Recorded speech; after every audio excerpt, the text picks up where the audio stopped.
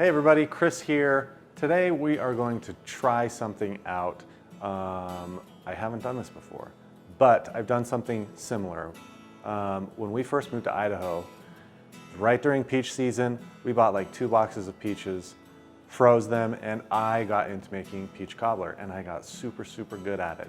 That was before my wife was grain-free, egg-free, dairy-free, all of that stuff. And so I'm going to take that and try and replicate it in an allergy-friendly way. Obviously not all allergies, but as many as we can, especially those that my wife has. We're making grain-free, dairy-free peach cobbler, and I think I'm feeling confident. I feel good about it. It's gonna be good. For our crisp that goes on top, we are going to make kind of a streusel, mostly with coconut flour, almond flour, some nuts. Instead of butter, we're gonna use coconut oil, and that is tricky to do, but we're gonna put it in the fridge after we put it together, let it really set up, and I think that's gonna help us get the texture we need once it goes in the oven. So we'll start by making that.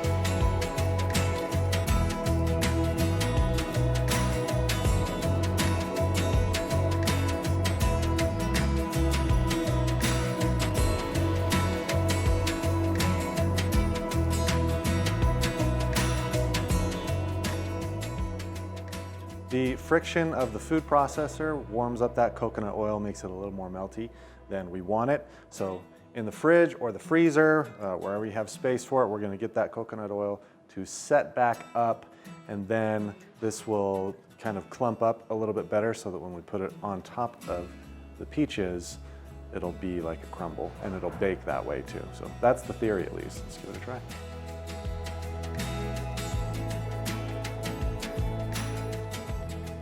For the peaches, start with frozen. That will give you a better texture. Otherwise, it's just all mush by the end of it. A pot or a pan or something that can also go in the oven. And then we're just gonna add peaches into it, basically like so. And it takes a lot of peaches. That's all right. These are gonna cook down and they'll kind of settle. I mean, may as well, right? Let's just add it all. Okay. That'll settle. And now add the rest of our stuff. Coconut sugar has a lower glycemic index than regular sugar, and so we try and use it as much as we can, but it is still sugar. This is dessert, so it's gonna have sugar in it. You can use regular sugar if you would like to, but I find that I actually really like the flavor of the sugar. It cooks up well and it reduces it just a little bit, so it's great.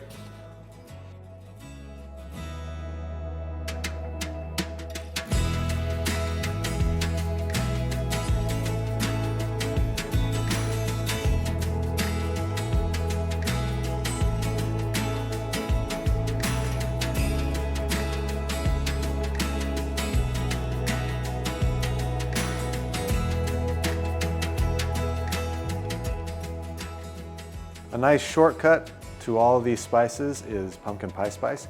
These are all of the same things that's in pumpkin pie spice. I just changed the ratios a little bit, and so that's why I do them separately. But if you want to save yourself a little bit of time, just use that.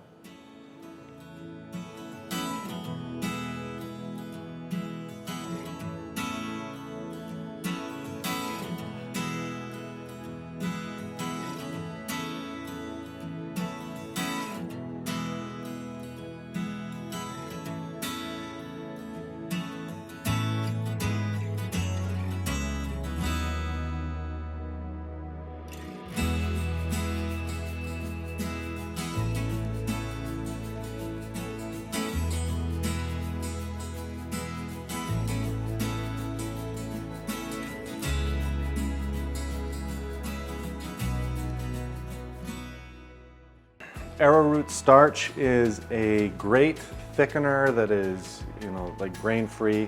A lot of people can digest it really well. However, it doesn't like prolonged exposure to heat for like a long time. Like cornstarch, you can add it in and it'll stay thick for however long.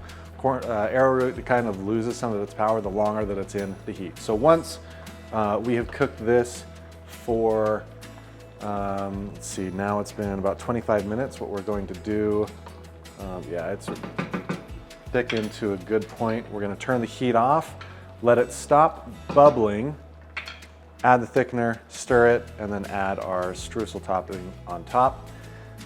Oven's at 400 degrees. We'll just slide it in there, bake for probably 10 minutes is all, and it should be perfect, right? It's gonna be perfect.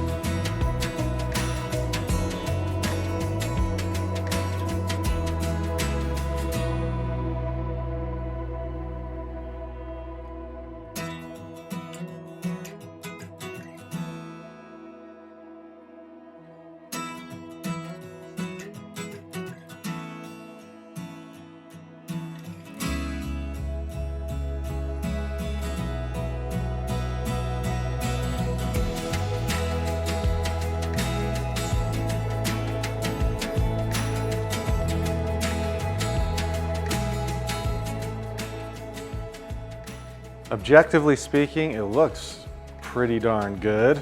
The proof of the pudding is in the eating, as they say.